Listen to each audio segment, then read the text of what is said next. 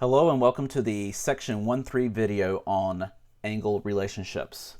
So in this section we're going to talk a little bit about angles, and some of the things that we did in the last section on segments is going to be very similar to some of the things we do on angles, and you'll notice that as we go along. But as we get into angles, let's talk a little bit about rays, because we have to have a definition for rays before we can have a definition for angles.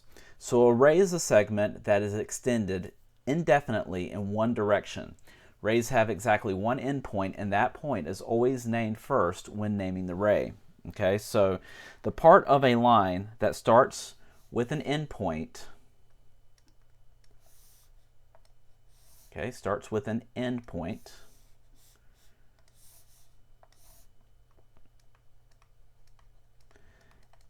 and extends forever in one direction. That is a ray. So you see that here in the figure. We have it starting at R, and it goes forever in one direction. And that point that gives us the indication of what direction it goes forever in is S. So we're going to notate this as RS with a one arrowed line on top of it. Now we always start with the endpoint when we name a ray. So whether it's like this, RS, or it's pointing the other way, we start with the R first, and then we write the S, and we do the arrow going to the right when we notate it. Like segments, rays can also be defined using betweenness of points. So here we say that Q is between P and S. Doesn't have to be exactly halfway between or anything like that. We just know that Q is between P and S. The name of the ray can be written two different ways. It always has to start with the endpoint. So P is your starting point that you have to start with when you write the name of it. But we can name it PQ, or we can name it PS, because both Q and S go in that infinite direction. Now let's talk about opposite rays. Opposite rays are two rays that have a common endpoint and form a line. So here in the figure, we have PQ as one ray, and that's the one that's pointing to the left, and we have ray PR pointing to the right. They are opposite rays, and P is our common endpoint. That is the point that's shared between PQ, or I should say ray PQ, and ray PR. Opposite rays can be defined as a figure formed by two collinear rays with a common endpoint, since the two rays lie on the same line. So you'll notice all three of these points are collinear. The rays PQ and PR are also considered collinear. They are collinear rays because the rays fall on the same line. We can also say an angle can be defined as a figure by two non-collinear rays. Okay, so if one of these points was up here, then we'd have two rays that form an angle with a common endpoint. And that brings us to talking about angles. An angle is formed by two rays with a common endpoint. This common endpoint is called the vertex. So over here in this figure, that common endpoint, we have ray BA and ray BC. That common endpoint is B, and that is our vertex. The rays are called sides. Okay, so ray BA is a side, ray BC is also a side to that angle. We name the angle using three letters. Okay, the middle letter must always represent the vertex. So we can name this angle ABC, or we can name it angle CBA.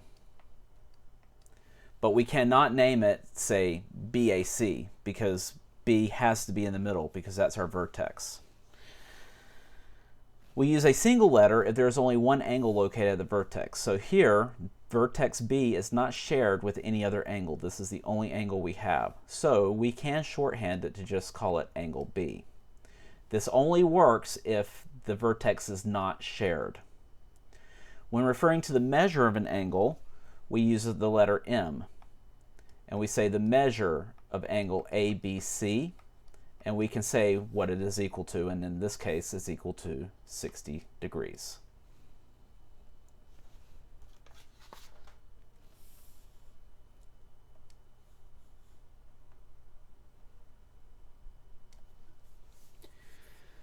So let's talk about classifying angles. An angle separates a plane into three distinct parts. Okay, we have the interior part of the angle, the exterior part, and the angle itself. So here is the interior. D is located in the interior. Point E, which I forgot to put in, we'll just draw it in here. Point E is in the exterior of angle B. Okay? And then, of course, the third part is the angle itself. If you are along one of these sides or on the vertex of this angle, then you're not in the interior or on the exterior, you're on the angle itself. Just as a ruler can be used to measure the length of a segment, a protractor can be used to find the measure of an angle. So let's go over briefly how to use a protractor. So to use a protractor to find the measure of an angle, you're going to place the center point of the protractor over the vertex, and that's done here at vertex Y. Then you're going to align the mark labeled 0, which is over here, on either side of the scale with one side of the angle. So we picked ray YX to line that line up, okay? Then you're going to use either the inner or the outer scale. You're going to count from 0. So in this case, we're using the inner scale. And we go 10, 20, 30, 40. And we see that the measure of this angle is 40 degrees. Using the measure of an angle, we can classify an angle in the following ways. We can classify it as acute if the measure of the angle is less than 90 degrees. Obtuse if it's greater than 90 degrees.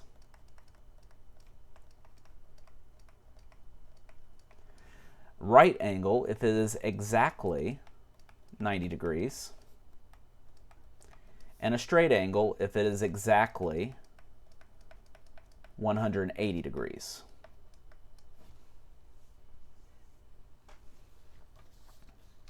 So now that we have a little bit of terminology and we've learned how to classify angles a little bit, let's do some examples.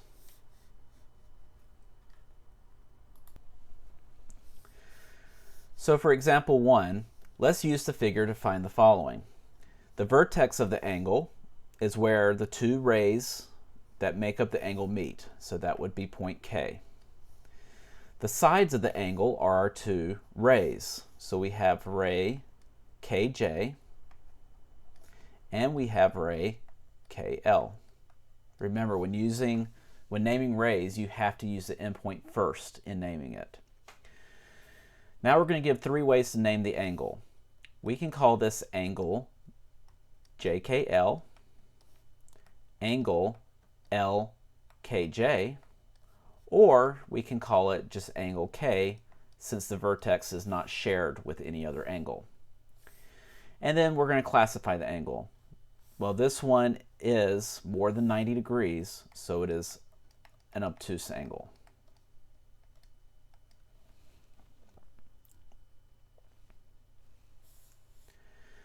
All right, let's take a look at example 2. We're going to name the vertex. This one is S. Point S is the vertex. The sides of the angle are our two rays. So we have ray SR and we have ray ST. We're going to give three ways to name the angle. Well, we have angle RST, angle TSR, and angle S, since the vertex is not shared. And we're going to classify the angle. It is a right angle.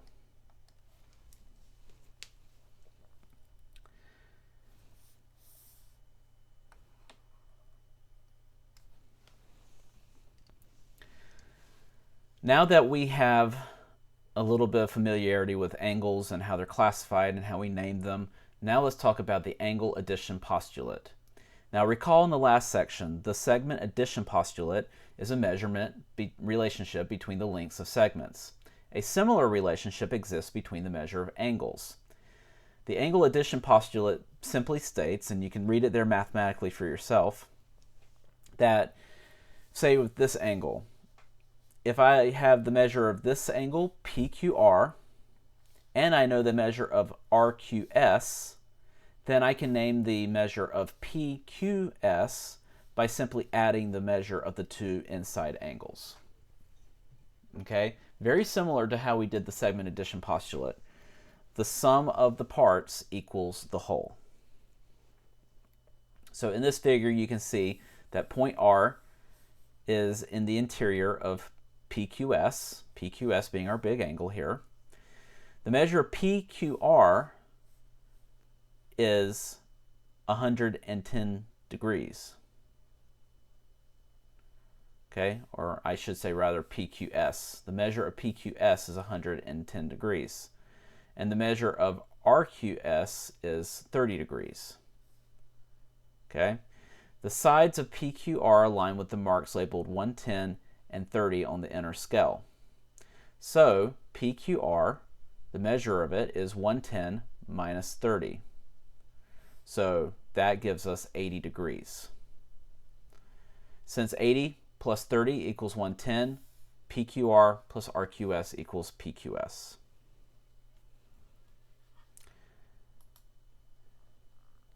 The best way to understand this is through a few examples. So we will do that here. So we're going to use this diagram to help us with A and B. Two separate problems, but they follow the same type of diagram. If the measure of ABD is 48 degrees and the measure of DBC is 78 degrees, we want to find the measure of the whole thing. Well, the angle addition postulate tells us the measure of ABD plus the measure of DBC is equal to the measure of ABC. Okay, the measure of the inside part here and the inside part here equals the measure of this whole thing.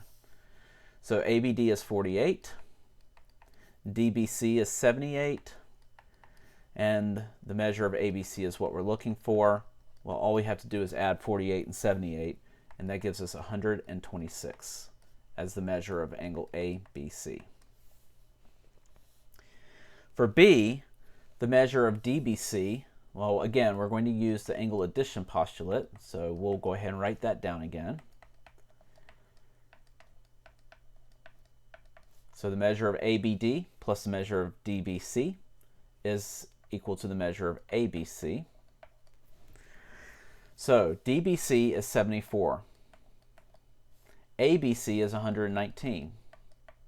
We want to find the measure of ABD. So we subtract 74 from each side, and we find that the measure of ABD is equal to 45 degrees.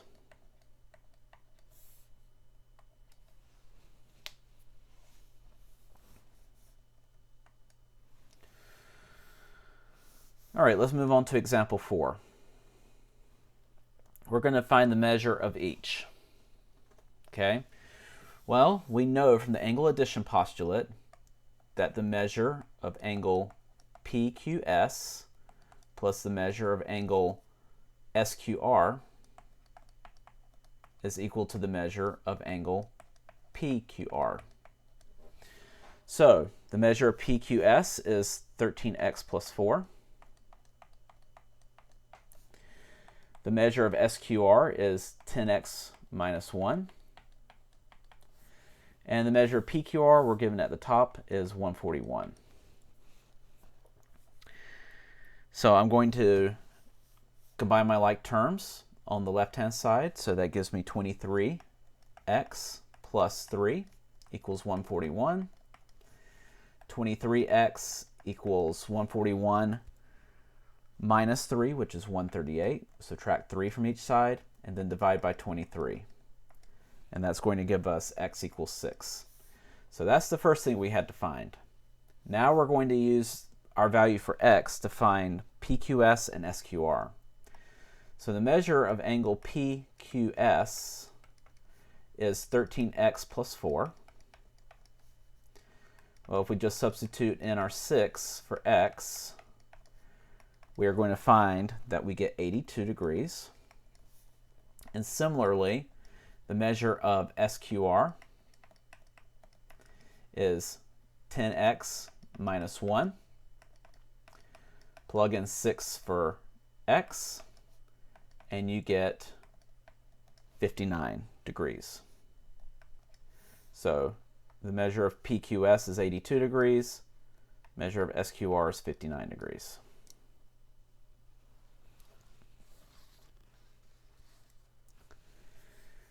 For example 5, if the measure of DEF is this, and the measure of DEG is this other thing, and we know GEF, well, again, we can use the angle addition postulate to find, so DEF is the whole, DEF, so that's going to be equal to the measure of DEG plus the measure of GEF. Remember to pay close attention to your figure to make sure you're using the right angles in the right places. Once you have this set up, this is your geometry step, then it's easier to just plug in the things and know that they're going into the right place. So this is 7x plus 4, this is 5x plus 1, and this is 23. Okay? So 7x plus 4 on this side, combine like terms on the right-hand side. 1 plus 23 is 24.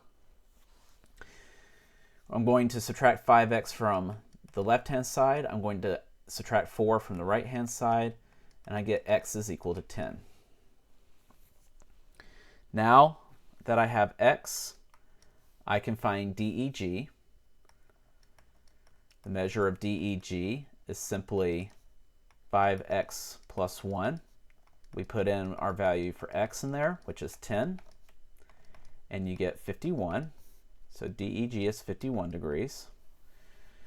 The measure of DEF is equal to 7x plus 4. 7 times 10 plus 4 gives us 74. So DEF is 74 degrees. And that makes sense because DEG is 51, GEF is 23. 51 plus 23 gives us 74. Example 6. So, again, angle addition postulate. We know that the measure of JKM plus the measure of MKL is equal to JKL. So JKM is 43, MKL is 8x minus 20, and JKL is 10x minus 11. All right, so now we've got 43 minus 20, that gives us 23.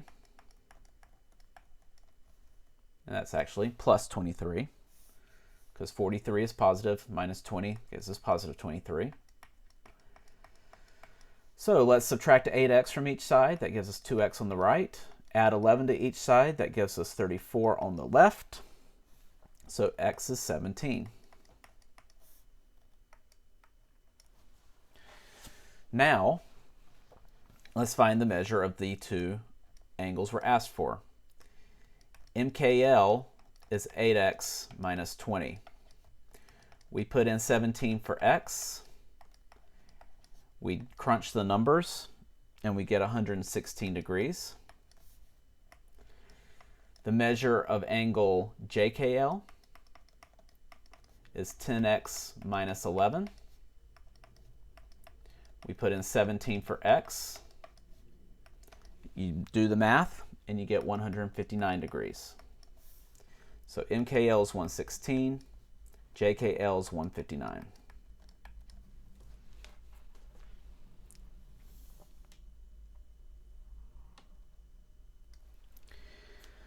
For example 7, DEF is a straight angle. So if we know that DEF is a straight angle, we know the definition of a straight angle means it measures 180 degrees. So knowing the measure is 180 degrees, we know what DEG is, we're given what GEF is. So we can say, with the angle addition postulate, DEG plus the measure of GEF equals the measure of DEF. We plug in our DEG here, 23x minus 3.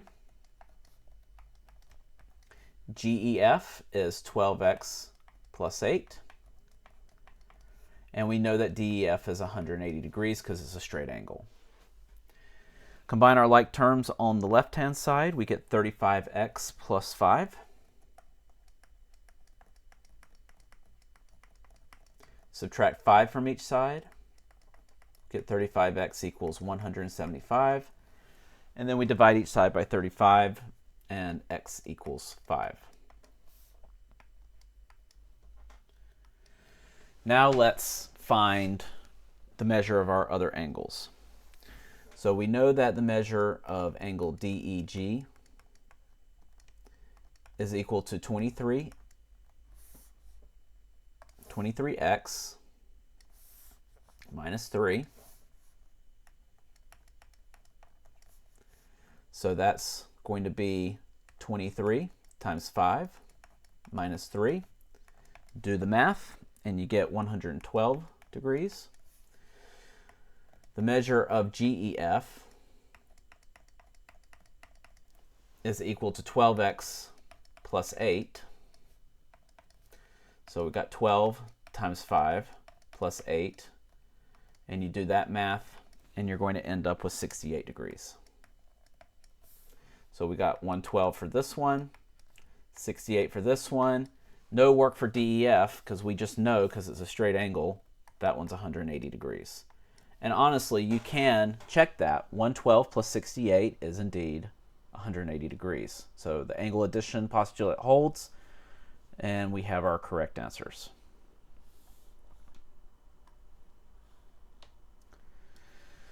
Example 8. Again, we are going to use the angle addition postulate. That's what all these examples are all about. So let's start there. The measure of angle TUW plus the measure of angle WUV is equal to the measure of angle TUV. And we are given a statement for all three of these. TUV is 5x plus 3. WUV is 10x minus 5. And TUV is 17x minus 16. So 5x plus 10x gives us 15x. Negative 5 plus 3 gives us negative 2.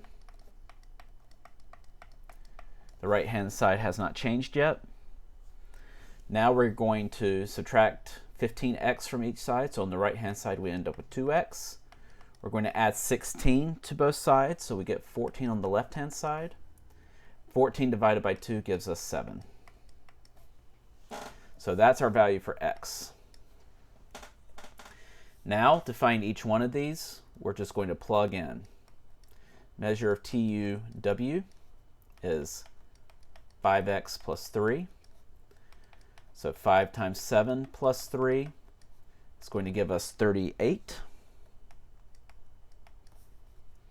The measure of angle WUV is 10x plus 5. 10 times 7 plus 5 is going to give us, or I should say, minus 5. That's actually not a plus, that's a minus. Let me correct that. And let me make that a little bit clearer, because I just misread my own handwriting. So that's minus 5. This is a minus 5. This is a minus 5. So this is 65. All right, so we got 38 degrees for this one. and we've got 65 degrees for this one. Now we can go two different ways to find TUV. We can either use the angle addition postulate and just do 38 plus 65, or we can go ahead and substitute in to our statement with x. And it's not a bad idea to do it both ways, because if you get the same thing in both places, then you know your math is most likely correct. So 17 times 7 minus 16, that's going to give us 103. And 38 plus 65 is 103 degrees. So we are good.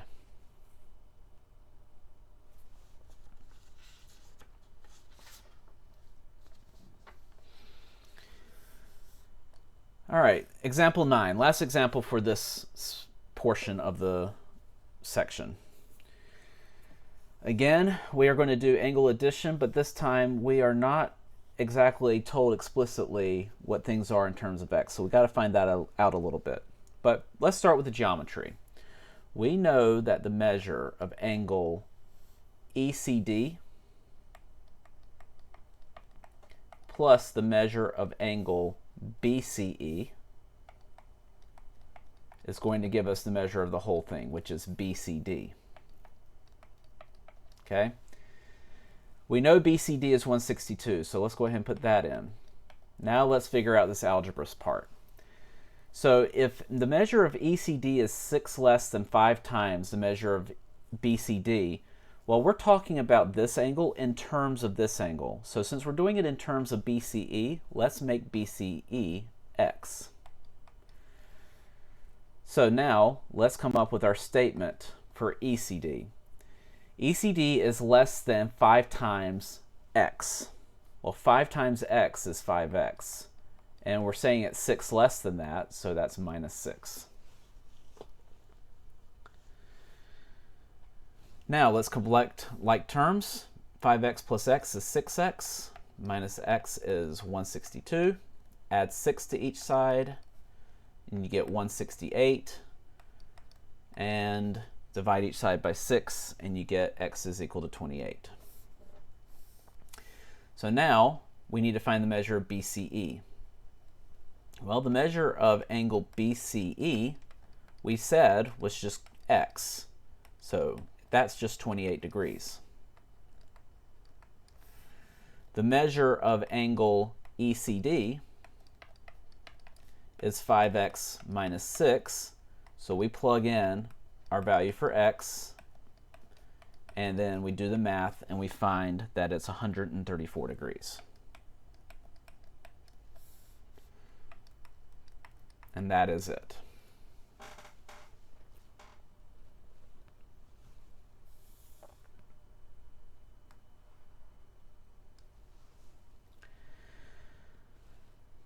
Now let's talk about angle bisectors. Okay, very much like a segment bisector, an angle bisectors is going to be a ray, and it divides an angle into 2 equal angles.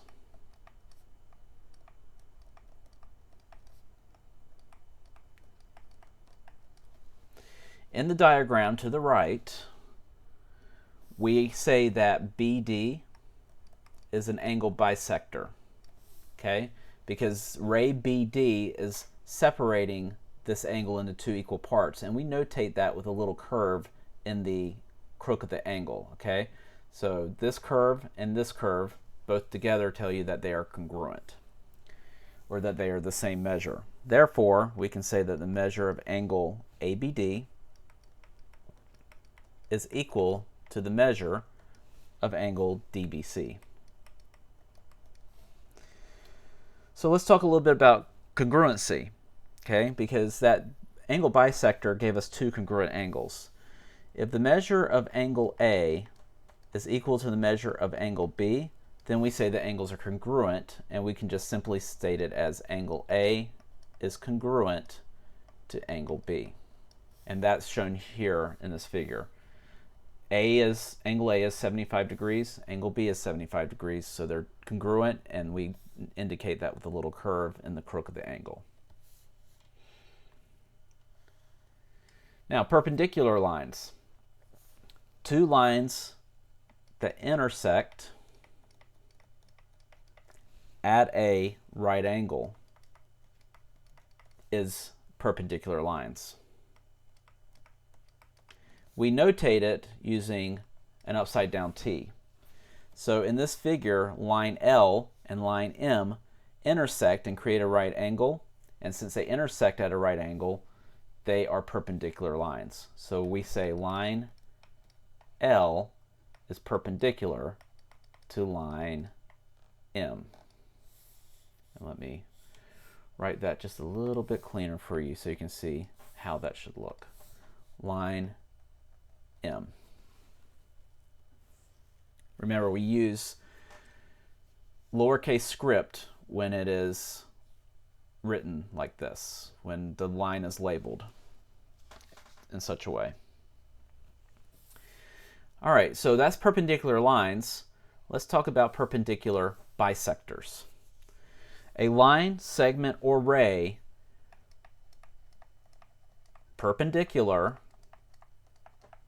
to a segment at its midpoint is a perpendicular bisector.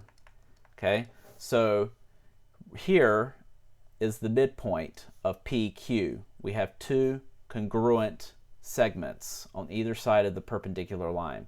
So therefore, this is a perpendicular bisector. We say that line LM is a perpendicular bisector to segment PQ.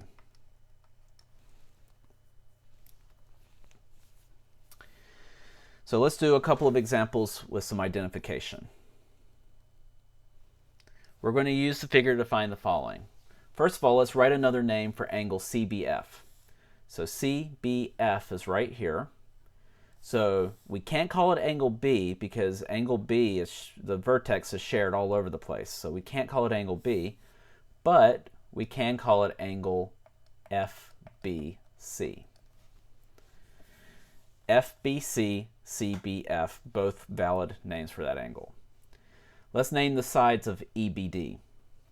Okay, so here's EBD right here. We have ray BD and ray BE. And it's actually in the name. Even if we didn't have the figure, you know since B is the vertex, you got ray BD and ray BE. Let's classify ABC. ABC, well, that's a straight line, so that angle is a straight angle.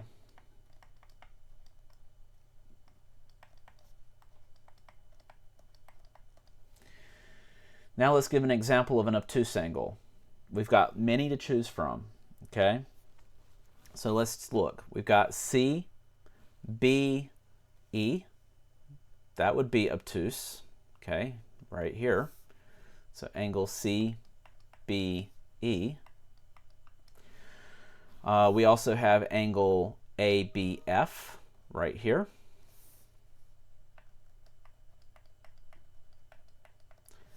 We also have angle EBD, and there are some others, but that's just to kind of give you an example of a few of them. Let's name two congruent angles.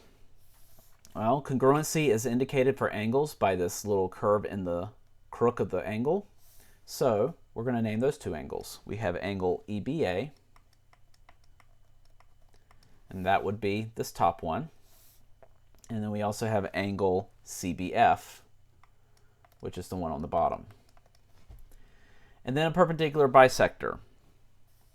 Well, we have two congruent segments here, AB and BC, and they are bisected by this right angle. So this ray creates a right angle, so it's perpendicular and it's a bisector. So we have ray BD as our perpendicular bisector.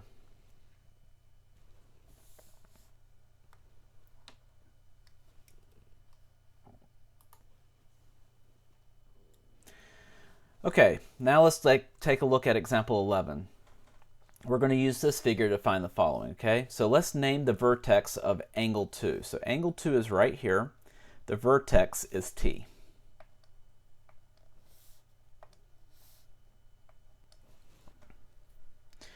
Let's name the sides of angle 4. So angle 4 is here. So our sides are ray TW and ray TZ.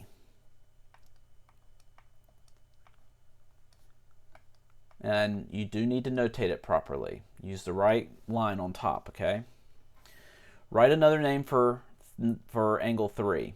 Well, we can not name it angle T, because T is a vertex that's shared with several different angles. 1, 2, 3, 4, and 5 all use angle T, or vertex T, I should say. So we can't call it angle T, but we can use the other two points that give us the names of the rays that create the sides of the angle. So we'll call it angle UTZ. Let's write another name for 1. Similarly, we're going to do the same thing. Angle YTX. You could say TXY, and that would also be correct. Let's classify angle YTW.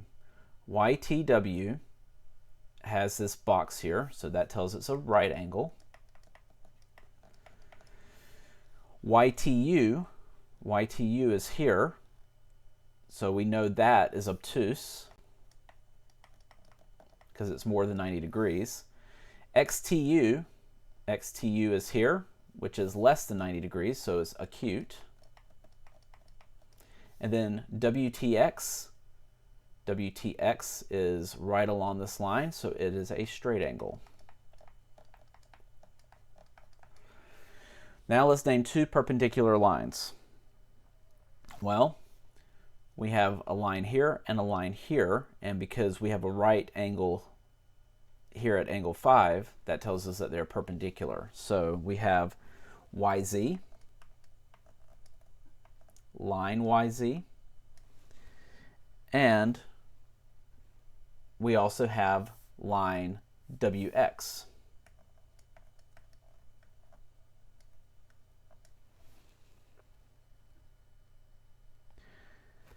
And then J, name an angle bisector. Well, these two angles, angle 2 and angle 3, are both congruent, so the ray going in between is ray TU.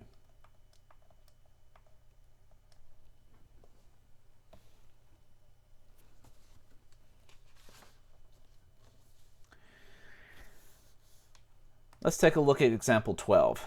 We're going to use this figure to find the following, okay?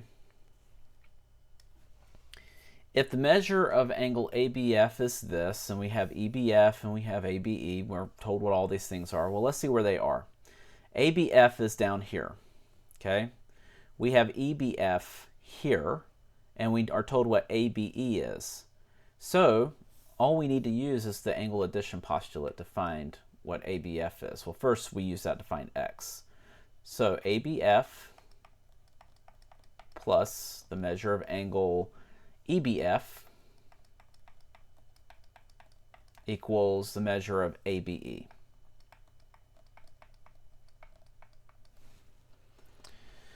So we know that the measure of ABF is 6x plus 26.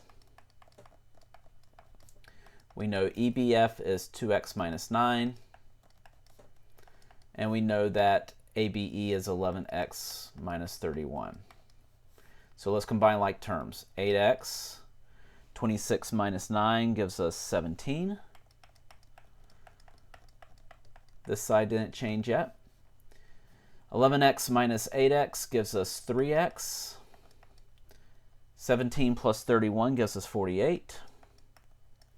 And we divide by 3, and x is 16. So now we're going to use X to find the measure of angle ABF. ABF is 6x plus 26. So X is 16. So when you do the math, you get 122 degrees. For B, we know that BD bisects CBE. So therefore, these two angles are going to be congruent. We also know that BC is perpendicular to BA. So we know that these two are create a right angle. So the measure of CBD is 3x plus 25, and DBE is 7x minus 19. We need to find ABD. Well, since we know CBD and DBE are congruent, that means they have the same measure. So we can do the measure of CBD is equal to the measure of DBE. So we got 3x plus 25 equals 7x minus 19. So 7x minus 3x, that's going to give us 4x. And then 25 plus 19 gives us 44. So x is going to equal 11. Now that we know what x is, now let's use the angle addition postulate to find the remainder, okay? So we know we want to find ABD, okay? The measure of angle ABD is going to equal the measure of ABC plus the measure of angle CBD. Well, the measure of ABC is 90 because it's a right angle. CBD, we were told, is 3x plus 25. But we know what x is, so we can substitute that in. And then from here, it's just a matter of doing the math, maybe put in your calculator, and you're going to find that we have 148 degrees for ABD. So that is the answer.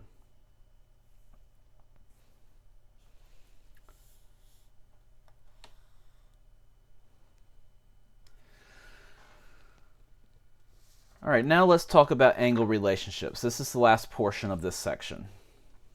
Many pairs of angles have special relationships. Some relationships are because of the measurements of the angles in the pair. So a lot of this is talking about pairs of angles, okay? Other relationships are because of the positions of the angles in the pair, okay? So the top two are very similar, okay? Complementary angles are two angles whose measures have a sum of 90 degrees. So here, angle A and angle B, if you add them together, 53 plus 37, that gives you 30. So angle A and angle B are complementary. Likewise, supplementary angles are two angles whose measure have a sum of 180 degrees. So if we add 53 and 127 for C and D, that gives you 180. So angle C and angle D are supplementary. Now, if you want to try to remember which one's which, this is a little trick to help you remember it. Complementary starts with a C. Supplementary starts with an S. C comes before S, like 90 comes before 180. So hopefully that'll help you remember that complementary is a sum of 90, supplementary is a sum of 180. Then we have adjacent angles. Adjacent angles are just two angles that are next to each other, and they share a common side. So in this figure, 1 and 2 are adjacent angles. A linear pair are two angles that are adjacent and supplementary. They form a straight line, okay? So you'll see here, angle 3 and angle 4 are next to each other, so they are supplementary, but they also together make 180 degrees. So they're also supplementary. They're adjacent because they're next to each other, and they're supplementary because they make 180 degrees. When both of those are met, then they are a linear pair. They make a line together. Then vertical angles are two angles across from each other on intersecting lines. So here I have two lines that intersect. Angle 1 and angle 3 are across from each other, so they are vertical angles. Angle 2 and angle 4 are across from each other, so they're vertical angles. Vertical angles are always congruent. Okay, so angle 1 and angle 3 are congruent. Angle 4 and angle 2 are congruent. So now that we've got a few more relationships let's talk about those relationships and see what we can identify. So we're going to check all the relationships between angles 1 and 2 for these exercises. So let's start with A. Angle 1 and 2 are not adjacent, they're not next to each other, but they are across from each other, so they are vertical. Now, we don't know if they're complementary because there's nothing that indicates that they would equal 90 degrees. Same thing for supplementary. We can't say that they're supplementary either. And because they're not supplementary and adjacent, they're not a linear pair. So vertical is all we can say for A. For B, 1 and 2 are next to each other, so they are adjacent. And by the way, if they're adjacent, then they're not going to be vertical. If they're vertical, they're not going to be adjacent. Okay, they're kind of like the opposites of each other. And then there are some cases where angles are not adjacent or vertical. Okay. Now, complementary. Let's see if they are. Well, here we have a straight line, and this is 90 degrees. If this is 90 degrees, then we know this is 90 degrees. And if this is 90 degrees, 1 and 2 together make a complementary pair. If it's complementary, it won't be supplementary. And if it's supplementary, it won't be complementary. Okay, so if it's complementary, we know it's not supplementary. And because it's not supplementary, we know it's not a linear pair. So adjacent and complementary is all we have for B. For C, 1 and 2 are next to each other, so they're adjacent. So they're not vertical. And then the two together make a straight line. So they are supplementary, and they are a linear pair. For D, they are adjacent, so therefore they're not vertical. But we don't know if they're complementary because there's no box here indicating this is a right angle, so we don't know if that's a right angle or not, so we cannot say they're complementary. And they don't make a straight line, so they're not supplementary or a linear pair.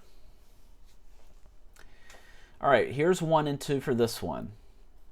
They are not adjacent, but if you look, we have one line here and one line here that cross, and these are across from each other using those two lines, so they are vertical. Now, if they're vertical, 1 and 2 are congruent. So 1 is congruent to 2. If 2 is congruent to 1, we could easily move this angle over here and make a right angle, so therefore they are complementary as well. Let me erase this for a second here. If this line bisects a right angle, then we have 45 degrees here, and we have 45 degrees here, which is 90 degrees. So that's another way to look at it. And then finally for F, we have vertical angles because they're across from each other.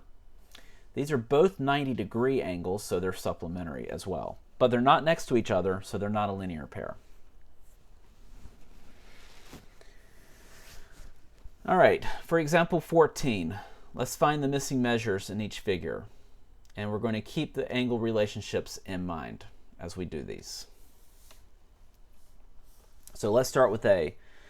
If we have vertical angles are congruent, so X is 112 degrees. If these two are complementary, because of the right angle here, 68 plus X equals 90. So therefore, X is going to equal 22 degrees.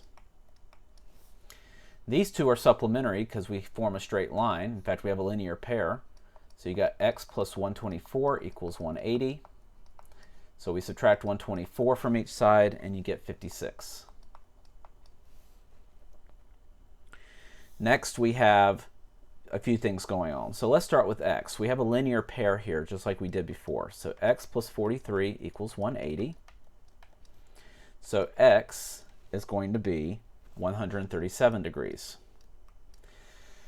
Now, Y is a vertical angle to 43, so these are congruent. So therefore, Y is also going to be 43 degrees. And then for Z, X and Z are vertical angles, so therefore Z has also got to be 137 degrees. For E, let's start with X, okay? 72 and X make a linear pair, So x plus 72 equals 180. So therefore x is going to be 18 degrees. For y, we have vertical angles are congruent, so y is 72 degrees. And then for z, if this is a right angle, this is a right angle. So therefore 72 and z are complementary. So z plus 72 equals 90. So z is going to be 18 degrees. And I actually have an error up here. This is not 18 degrees. That's what z was. 180 minus 72 is 108, not 18. Didn't have the 0 in between.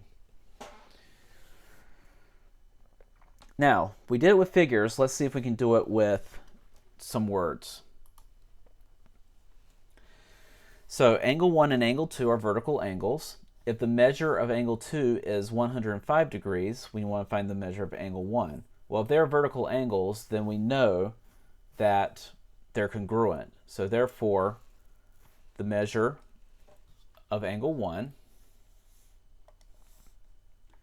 the measure of angle 1 has to be 105 degrees. Okay? Angle A and angle B are complementary angles. If the measure of angle A is 42 degrees, find the measure of angle B. Well, if they're complementary, the measure of angle B is going to be 90 minus the angle that we know, and that's going to give us 48 degrees. P and Q are supplementary. If Q is 64, we want to find the measure of angle P. Well, if they're supplementary, we just subtract the angle we know from 180 to find the angle we don't know, which is 116 degrees. And then 1 and 2 form a linear pair, very similar to the one we just did. They're going to add to be 180, so the measure of angle 2 is going to be 180 minus the one we know, which is 113. So the angle we don't know is 67 degrees.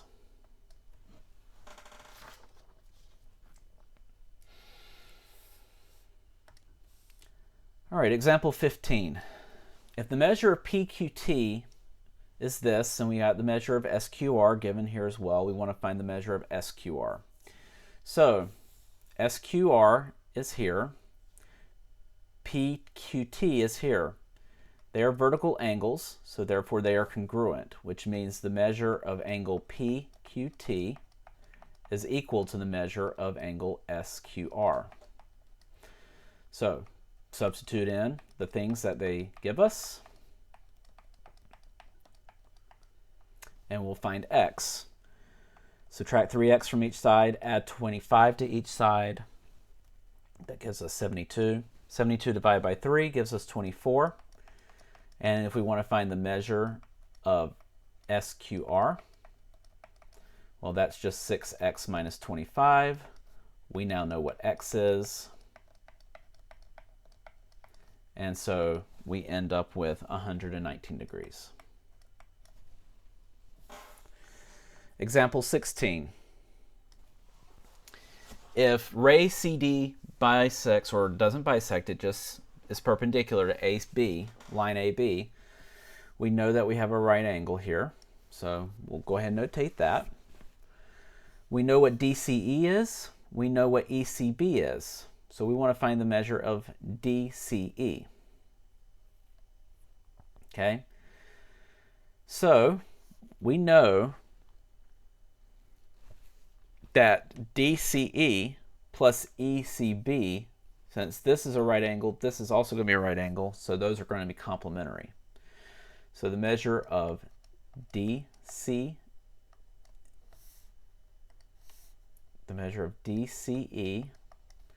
plus the measure of ECB is going to equal the measure of DCB, which is the angle addition postulate. Well, we know that 7x plus 2 goes here, and we know that x plus 8 goes here, and we know that this is 90. So now it's just a matter of solving it. 8x plus 10 equals 90. 8x equals 80. So x equals 10. So now we want the measure of DCE. Well, that's 7x plus 2. So we just substitute in 10 for x, and we get 72 degrees. Example 17, if we know the measure of K and M, so K and M is here, M and J is here, we know that these two angles are going to be supplementary because they're a linear pair. So we know that the measure of K and M plus the measure of M and J is going to equal the measure of angle KNJ, which is our straight angle. Our straight angle is 180, and we are told what these two are.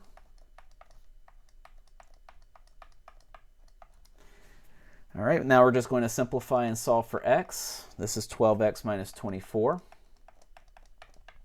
So we're going to add 24 to each side. So that's going to give us 204. And then divide by 12, we get x equals 17. Now we just got to plug back in for K and M, or K N M. Yes, K N M. So the measure of angle K N M is equal to 8x minus 5. We put in 17 for x. You do that math, you're going to get 131 degrees.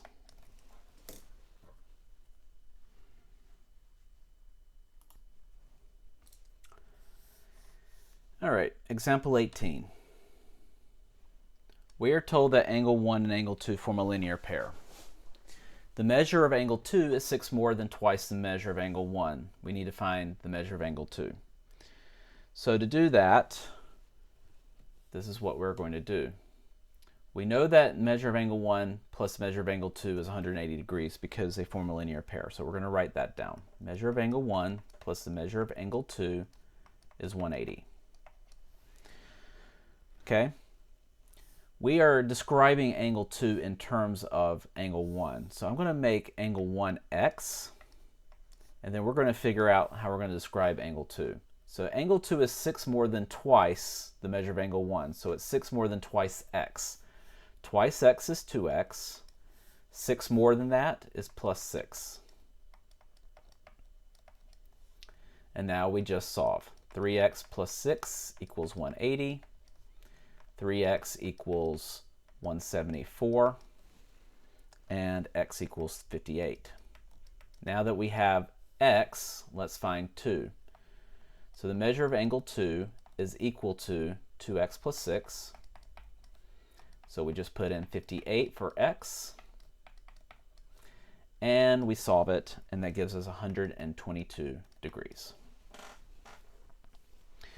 For example 19, we're going to look at this. We've got angle J and angle K are complementary. So we know that the measure of angle J plus the measure of angle K is going to give us 90. The measure of angle J is 18 less than the measure of angle K. So we're describing J in terms of K. So we're going to make K our x, and we're going to figure out what we're going to put in for J. Well, J is 18 less than the measure of x. So we have x minus 18. And then from here, we're just going to solve for x. So we get 108. So 2 goes into 108 54 times. And so now we find the measure of each angle. So let's start with J. J is x minus 18. So that's 54 minus 18, which is going to give us 36 degrees. And then the measure of angle K is just x, so it's 54 degrees. Okay, so we went through a lot of examples in this section. Hopefully this gives you a good idea as to how to handle angles, how to work with angle relationships and things like that. So the final section of this unit is going to be our construction section. The section 4 notes are basically instructions on how you carry out those constructions, and I'll be working with you in class on doing those in person. Then we will move on to Unit 2 from there, which is going to entail a little bit more of logic and things of that nature. But that's it for Section 3. Thanks for watching.